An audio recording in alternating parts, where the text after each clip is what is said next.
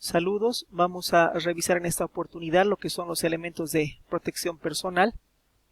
Vamos a empezar diciendo que los elementos de protección personal son cualquier equipo o dispositivo destinado para ser empleado por el trabajador, en este caso el personal de salud, para protegernos de uno o varios riesgos y así aumentar nuestra seguridad en nuestro lugar de trabajo. Para el empleo adecuado de los elementos de protección personal, debemos primero hacer una fase de preparación, es decir, identificar los peligros y evaluar los riesgos a los que vamos a estar expuestos en nuestras diferentes áreas de trabajo. Y además se debe de forma posterior garantizar que haya condiciones para llevar una adecuada higiene de manos. Es decir, que el lugar donde se vayan a implementar o empezar a utilizar los elementos de protección personal tengan acceso a desinfectante con alcohol gel para las manos o acceso a un lavamanos que tenga jabón y toalla de un solo uso. Asimismo, se debe buscar garantizar que los elementos de protección personal necesarios estén en el lugar adecuado y en el momento necesario. Los elementos de protección personal siempre se van a usar en el contexto de otras estrategias de control y prevención. No es que me pongo solamente los EPPs y con eso es suficiente. Siempre van a ir asociados a lo que es la fase de preparación y el lavado de manos. Y se van a usar de acuerdo a la actividad que vaya a realizar. Va a haber elementos de protección personal para una precaución de tipo estándar, o sea, la que habitualmente deberíamos usar en las áreas, por ejemplo, de internación o de contacto con fluidos de los pacientes. Va a haber elementos de protección personal cuando haya riesgo de contacto, cuando haya riesgo de exposición por gotículas o por aire, ¿no? Entonces es importante que nosotros identifiquemos a qué tipo de riesgo vamos a estar sometidos, ¿no? Y se debe vigilar si el personal sanitario usa adecuadamente los elementos de protección personal, que es fundamental, porque el uso inadecuado va a generar más bien efectos adversos y nos puede incrementar más bien el riesgo en lugar de protegernos. Otra actividad fundamental es que debemos capacitarnos de forma continua sobre los elementos de protección personal y su uso. Un aspecto muy importante es el uso racional de estos elementos de protección personal. Debemos ser conscientes que su disponibilidad es finita. O sea, en realidad no se disponen y estamos viviendo en este tiempo una escasez de los mismos porque obviamente no se tomaron las medidas para prepararse frente a esta contingencia, ¿no? Entonces, en la medida de lo posible se debe evitar los derroches y esto se lo tiene que buscar hacer evaluando las situaciones en las que está indicado el uso del EPP y procurar brindar la máxima atención clínica posible con su uso. Es decir, no usar una bata para un solo paciente, desecharla y salir y luego pretender volver después de 15 minutos, usar otra bata, por ejemplo, u otro barbijo u otro gorro. Entonces debemos procurar siempre brindar la máxima atención clínica posible con el uso de estos elementos. Obviamente debemos evitar el uso de EPPs de forma innecesaria y si los suministros, como en este caso, son limitados, se debe dar prioridad a las situaciones que se asocian a un mayor riesgo de transmisión y contagio, ¿no? Entonces tenemos que empezar a caracterizar cuáles son las funciones que vamos a cumplir y cuáles son los riesgos a los que nos vamos a exponer. Tenemos que ir planificando esto para ver qué elementos de protección personal corresponden usar en cada área, que lo vamos a revisar en otra charla.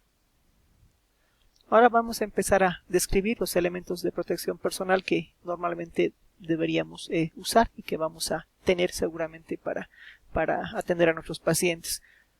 Los guantes, que obviamente su propósito va a ser impedir el contacto de la piel con sustancias peligrosas como los fluidos corporales. Tenemos que saber que no se pueden reutilizar los guantes desechables. Una vez que me los retiro se tienen que ir a la bolsa de residuos. Y debemos cambiarnos los guantes de acuerdo a lo establecido en los protocolos que vayamos a implementar y al hacerlo debemos llevar de forma posterior a cabo una higiene de manos rigurosa y si necesitamos volvernos a tener contacto con el paciente, ponernos un par de guantes limpios, ¿no? Los guantes hay de diferentes materiales, están los guantes de látex, están los guantes de nitrilo, que vamos a definir igual de forma posterior en qué caso los vamos a usar, ¿no? La bata, que hay también de diferente material, que algunas son resistentes, por ejemplo, al agua, otras son completamente impermeables, y también debemos definir qué tipo de bata vamos a usar de acuerdo a la actividad que vayamos a realizar. Y su función es proteger la piel e impedir que la ropa que está por debajo se ensucie cuando se llevan a cabo procedimientos que puedan generar salpicaduras o aerosoles o salpicaduras de sangre, humores orgánicos, secreciones o excreciones del paciente.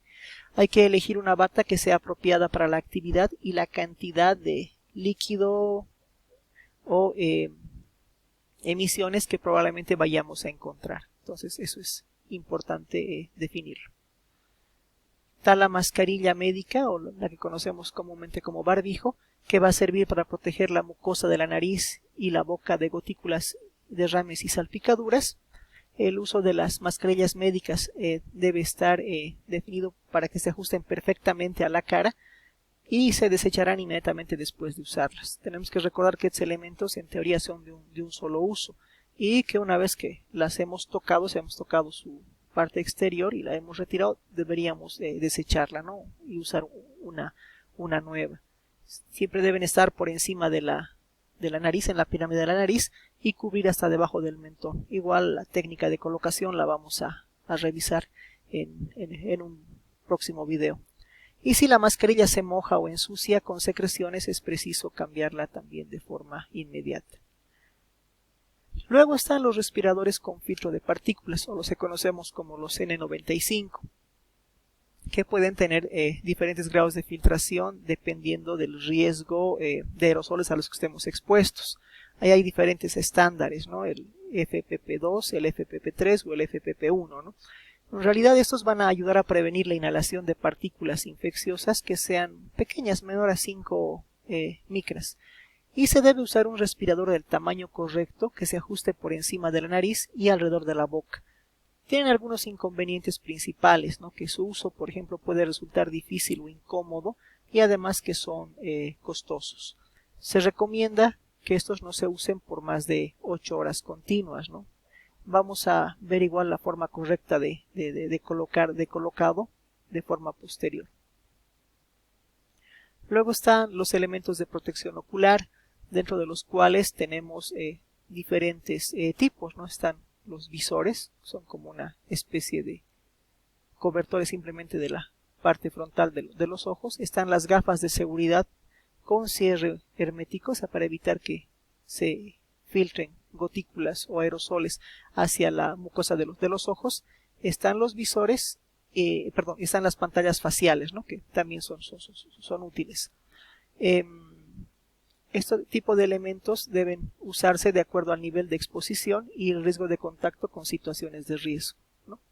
Eso igual lo vamos a definir más adelante.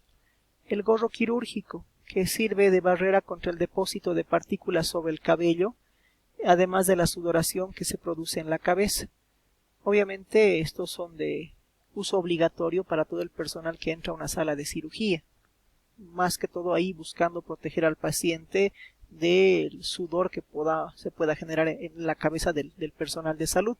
Sin embargo, en esta contingencia también van a servir para el uso del personal de salud para evitar el depósito de aerosoles o partículas directamente sobre el cabello del personal que vaya a hacer la atención de los pacientes. Entonces nos va a servir ahora en esta oportunidad con ese fin principalmente.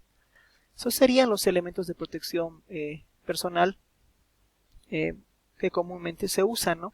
Hay otro grupo de EPPs que se pueden considerar de forma excepcional, como son los buzos, ¿no? O los mamelucos o monos, sistemas de cobertura del cuello también, capuchas y cubrecalzados, que su uso está más bien restringido a zonas de altísimo riesgo de exposición por aerosolización o contacto prolongado, ¿no? Con zonas de riesgo.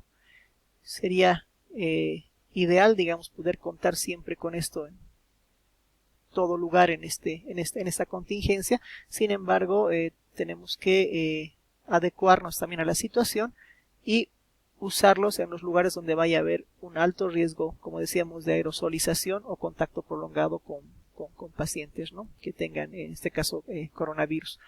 Y sirven sobre todo para evitar ensuciar la ropa y calzado de uso habitual, es decir, van a proteger más bien la ropa que traigamos por debajo de contacto con superficies que hayan estado contaminadas. Eso sí es, digamos, una de sus ventajas.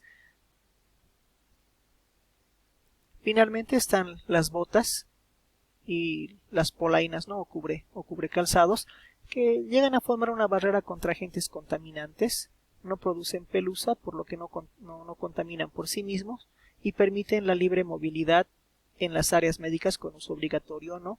Ayudan a mantener los niveles de asepsia y son de uso único, por tanto el renovarse el riesgo de contaminación es muy bajo, ¿no? O sea, nos ayuda más bien igual a mantener nuestra ropa y nuestros calzados libres de contaminantes, en este caso por el riesgo de que haya depósito de partículas con virus en el lugar donde estemos trabajando. Esa sería la utilidad de las botas.